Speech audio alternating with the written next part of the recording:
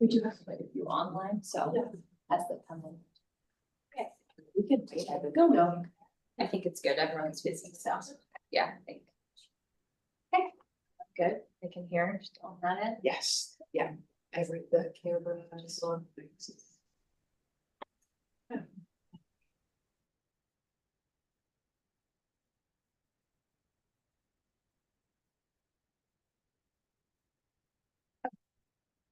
Good. Hey.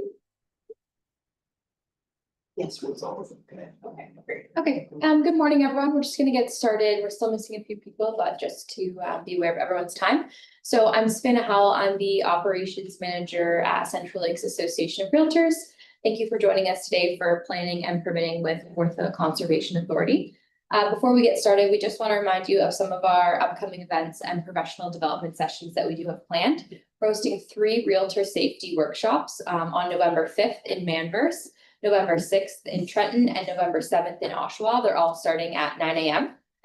We have our OPG Nuclear Projects Education Session on November 12th at the Visitor Information Center at Darlington Energy Complex, and that begins at 1:30. We have a TRESA update, RICO complaint process, and top RICO complaints on November 18th at 10 a.m. And that's hybrid, so you can join us virtually or at our central hub in Bowmanville. And then finally, we have our Christmas dinner and charity auction on December 4th at the Courtyard Marriott in Oshawa. And then our Christmas breakfast and silent auctions in Coburg on December 10th and Peterborough on December 12th. So don't forget to register. You can register for all these events on our website or through your member portal. Don't forget to stay up to date on all of our events and news by following us on social media and checking our bi-weekly newsletter, The Inside Look, which is sent every other Monday. And now it's my pleasure to introduce our speakers for today. Lindsay Green is the permitting analyst at Kawartha Conservation, and Sarah Lavoie is, sorry, how do I do it? Lavoie Bernstein. Sarah Lavoie Bernstein is the risk management official. So thank you for having us today. Pass over to you, ladies. Thank you all for coming for our presentation today. Hopefully we shed some light on the bidding and planning process and all the things you need to know to communicate with your clients. So yeah. Okay. Got you. There.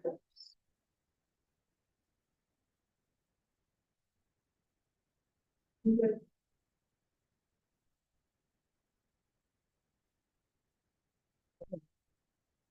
Top right. More. Yep. And then hop. The floating one. Oh, floating one now. Thanks for being here. Okay, sounds good. Okay. Here we go.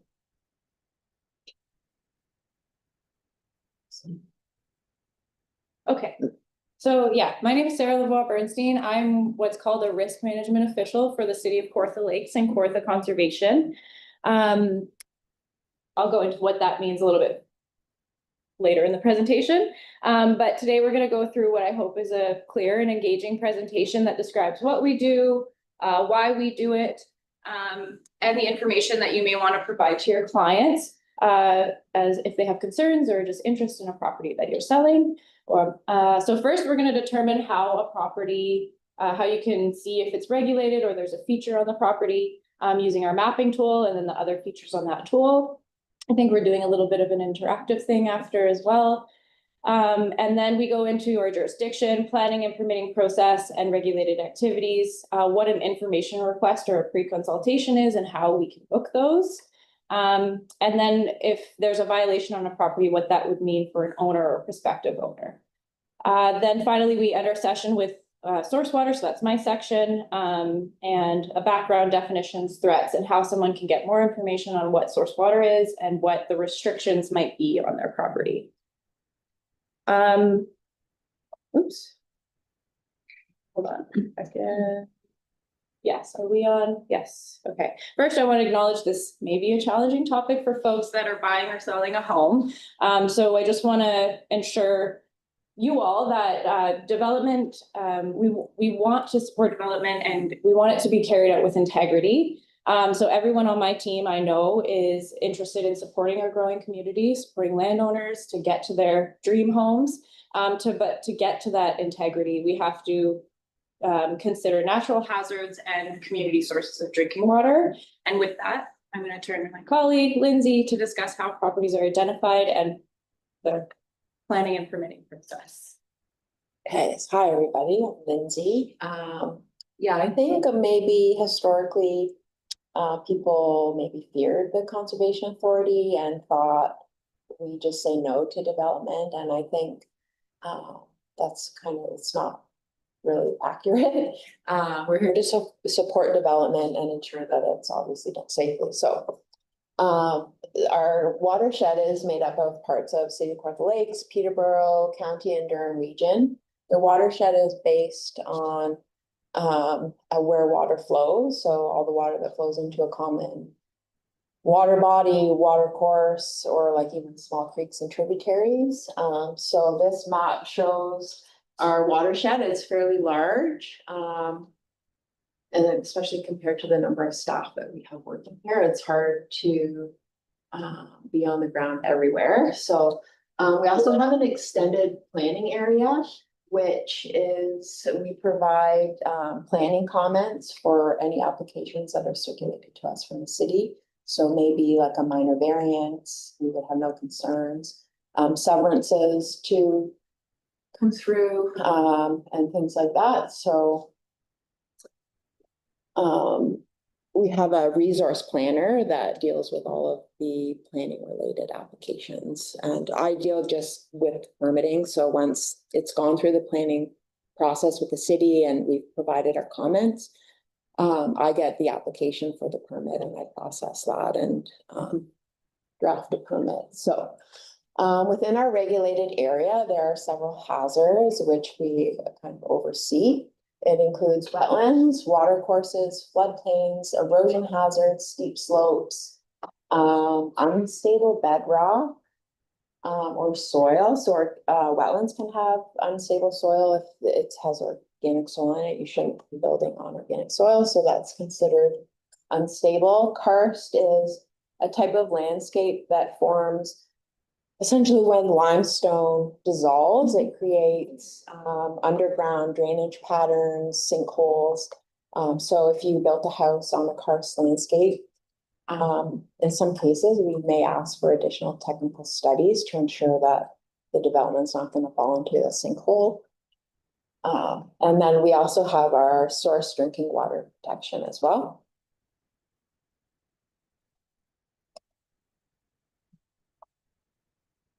So has anybody been to the website before? Yeah, so are you familiar with the mapping tool? Yeah, okay. So here you can also go to Conservation Ontario if you're not sure which jurisdiction the property falls in for which conservation authority. So if we navigate to our website, we find at the top this planning and permitting, and then we can scroll down to the mapping, public mapping tool. In the wrong one. So I guess a common thing that comes up when you go to the mapping tool, it doesn't take you directly to the map. You do have to scroll down a little bit on the screen to find where it is.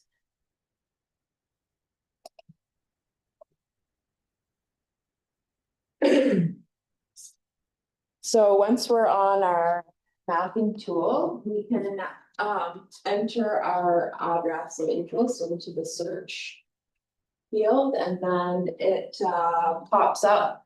You click on the property, some cards come up with different information. It's got things like regular source water. It's so that property is regulated for source water. That's the one there. So in this picture, the purple is the regulated area. The yellow, different shades of yellow orange, that represents like a source water protection area. And the red identifies a karst landscape. And all that information is hidden in the cards there. So what is development and what is a development activity? Development is the construction, reconstruction, placing of a structure of any kind, a change to a building or structure, or the potential use, with increasing the number of dwelling units. It also includes site grading and temporary or permanent placing a fill that originates on site or elsewhere. And also includes demolition. So we have, you do need to apply for a permit with us if you want to demolish a building or structure. This figure sort of puts it all together, the whole process. So you buy a property or you own the property for a while and you want to do something, some sort of development. You'll want to contact your local municipality to ensure that you don't need to go through the planning process before you obtain a permit. And then you also want to check, well, you can switch the order, check if you're regulated or not, but the planning department, at least with the city of Kawartha Lakes, is very good at identifying properties that are regulated. And so they often give applicants the information to follow up with us to confirm. And so once you confirm it's regulated, you can also see from the mapping whether it's in a source water protection area. Sarah will go into more details about what's involved with that process. But you will, no, I'll just leave that for now. So you're right, your property is regulated, so you have an idea of what you want to do, but you're not sure if it aligns with all the policies. So, for example, you want a boathouse, but you want it to be 100 square meters, but our policies only allow for 80 square meters. That would be an important thing to know. So I have the ability to approve any applications that align with our policies and regulations. Anything beyond that, it goes to the board and they make the decision. And you can do like just a board review, more for simple things like a boathouse that's a little bit over the size, the square footage that we allow in our policies. Or it could be something like building a structure in floodplain that's way too big than the policies allow, and you need to get some more information, and the board would have more questions related to like how is the water gonna be let into the building during a flood, so there's no loss of flood storage and things like that. So there's more information that they need in order to make a decision, but there's no guarantee that they will say yes. Anyways, okay, so you come in for a pre-consultation to ensure that your development aligns with everything. And if not, we'll let you know any modifications you can do or what requirements you will need to obtain a permit. You submit your application, we review it for completeness. If there's anything that we feel we need more information, for example, like a calculation of a loss of flood storage, we will reach out and request that. Once it's received, it will be deemed complete, and then we will draft a permit and it will be issued. So there's different timelines and stuff. We'll touch on that shortly. This is another good thing to know, especially as real estate agents and obtaining information requests for any clients you have that are purchasing land in a regulated area. It's more of a formal inquiry, and it's like a fact checking. You're looking at what features are on the property that are regulated, information about any permits that were existed for that property, and any known violations or compliance issues will also be reported in the information request. And you can make a request for that on their website under the permits and planning and the property request. So you can submit your application for that, and those are issued within 10 business days of the application being received. And the pre-consultation is a meeting with the applicant. It's when they're at final stage and they've got approval through the planning process and the Planning Act to build. So they'll come in with their site plans, their drawings, and just confirm that what they want to do is okay. In some cases, there are pre-consultations where people aren't sure and they want to know if what they're thinking of is okay. So that in some cases we do provide feedback for that. Just, you know, getting surveys and obtaining drawings can be expensive and people are hesitant. They don't want to put the money out until they know for sure that they can move forward with it. And those also can be booked through the website. Pre-consultations are held every Tuesday. They're half hour and there is no cost to that. I should also mention, I'm going back to the information request, that there is a fee associated with that for $275. So planning versus permitting. They are different processes, but they work together to get to the final goal. Planning is more of an advisory role that the Conservation Authority takes on. So sometimes like we provide comments, but we're ultimately not necessarily the people that have the final say, depending on the nature of the application. And the city initiates that. So a plan, like you come in with your development and the planning department says, okay, you need to go through this process, where the permitting process is a bit different. It's initiated by the owner or an applicant, and they would submit their application and directly to us to obtain a permit.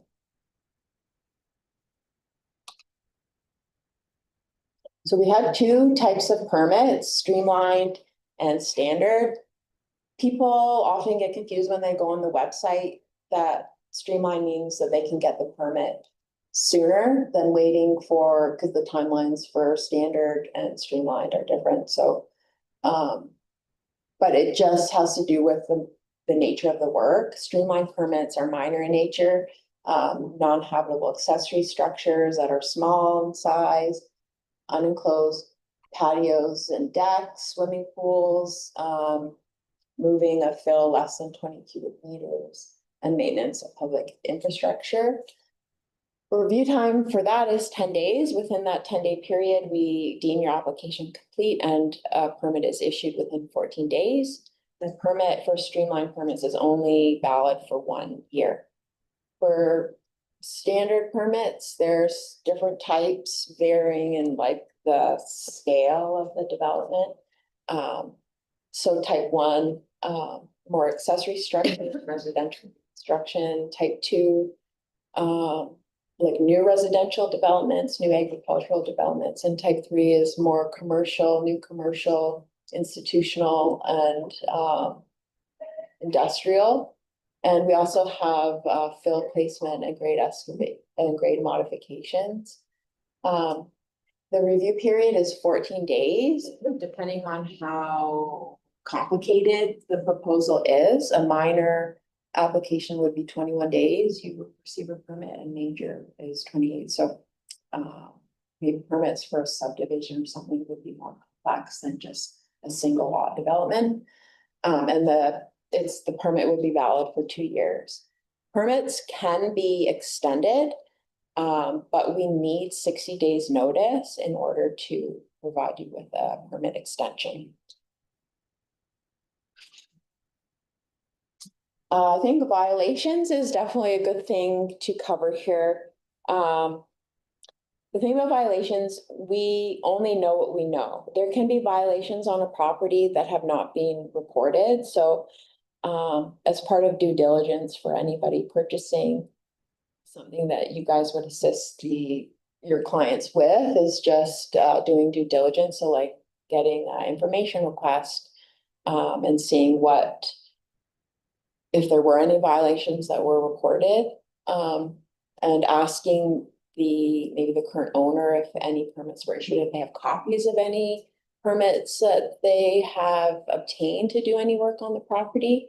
Because if there is an unresolved issue, then it would stop you from, or stop your client from doing any sort of development. So we won't provide a permit for that work until the violation is resolved.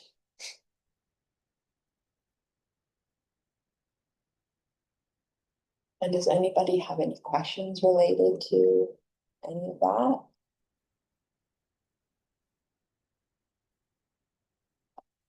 Good, thank you. So that's the end of the planning and permitting section. So yeah, if anybody has any questions online, you can shoot them in the chat and Savannah will ask them out loud here.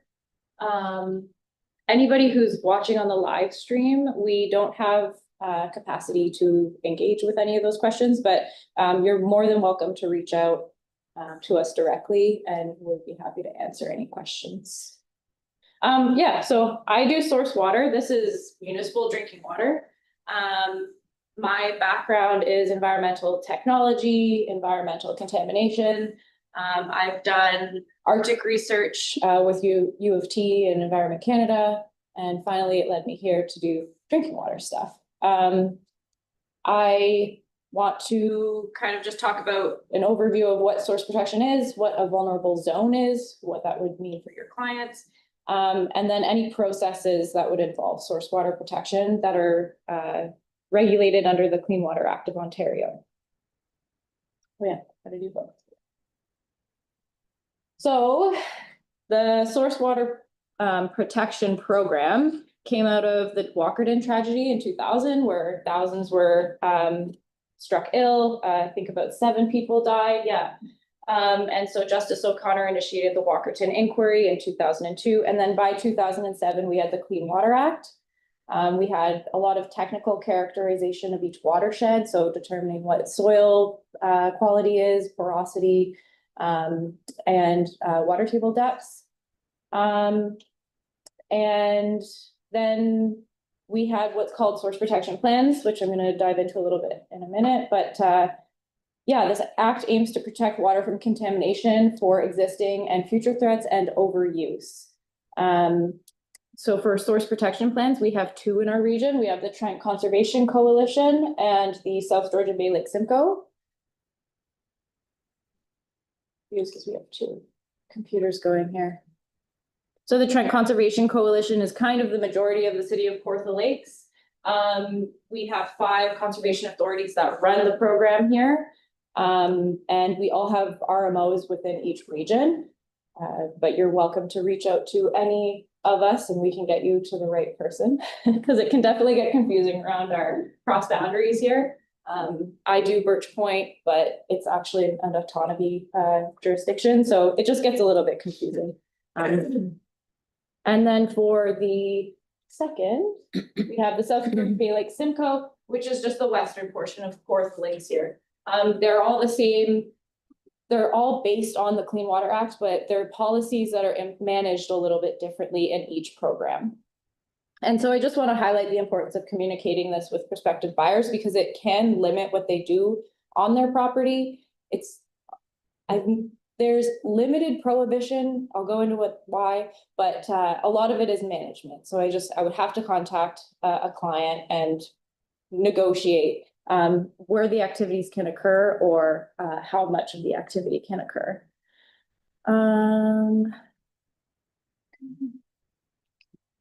And I just want to stress, this is for municipal sources of drinking water. So if you have a property owner with a private well, that's not my jurisdiction. I don't have any say in what they do with their property for private wells.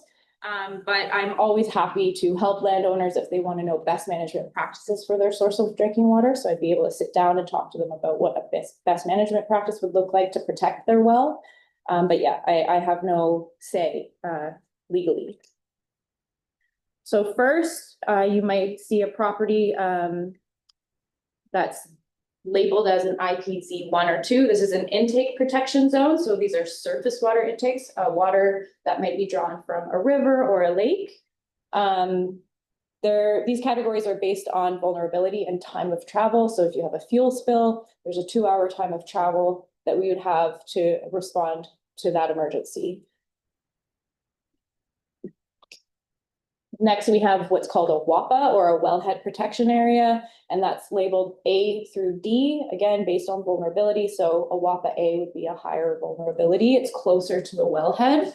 For example, if I have a property in a WAPA A and I want an oil heat source, you'd actually be prohibited now to have that. We're moving away from oil, which is nice, but WAPA C, you could actually have oil furnace or heat source, but it would be managed through what's called a risk management plan. So I would go in and inspect and make sure that all the inspections have been taking place in the last couple of years and the oil tank is in good shape. So these are all based on the technical requirements of the Clean Water Act. So what are other threats? There's 22 prescribed in the Clean Water Drinking Act. So I don't think many of your clients will be interested in some of this stuff, but there are some. So waste, stormwater, and sewage. These are typically handled at a provincial level, but if you have a big development and they need to have some sort of stormwater or sewage system, these would have to be managed if they're in a vulnerable zone.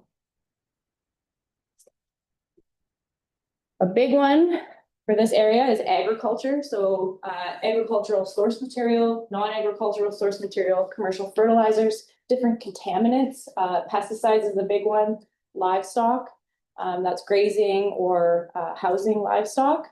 Again, prohibition is pretty limited, but it does have to be managed in these vulnerable zones. So if you have a cattle farm near a WAPA, we'd actually have to discuss with that landowner where they could not store manure, for example.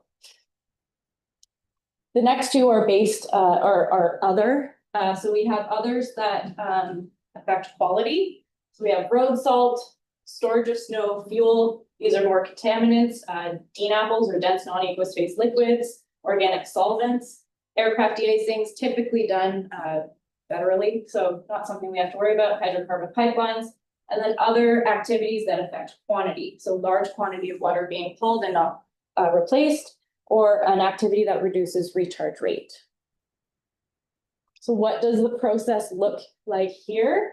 Well, you could go on our mapping and determine if it's in one of those WAPA or IPCs. No, just regular procedure. Yes, I just go to review any sort of activity that would be happening on that property. These are the three outcomes. I'm going to actually start with a 59, a section 59. This is no prohibition or risk management plan. The activity can proceed. There's no concerns. A section 58 is what's called a risk management plan. I have a couple of pamphlets, or you can find the information on our website.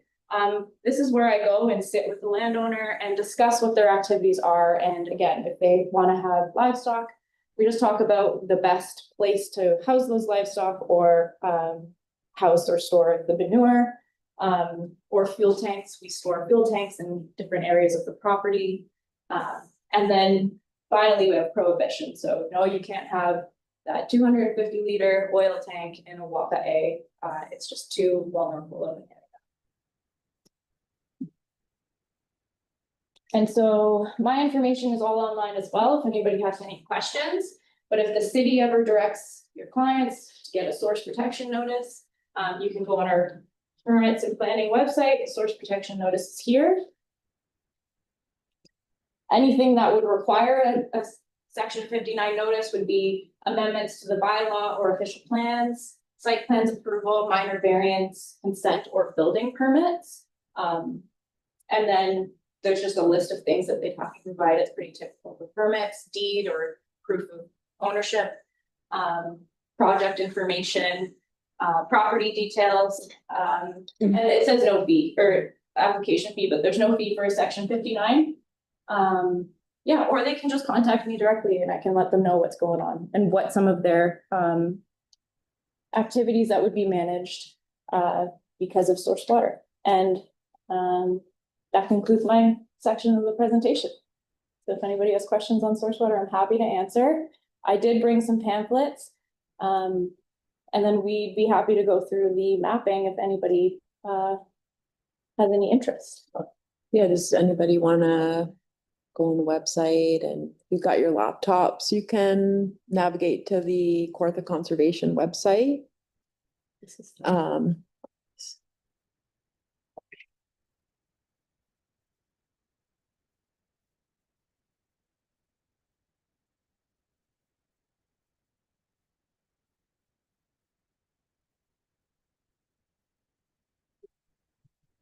What do you want to do? Mhm. You want to shut off the live stream? Could you just keep sharing your screen so that those online can follow along? Yes. I will switch back.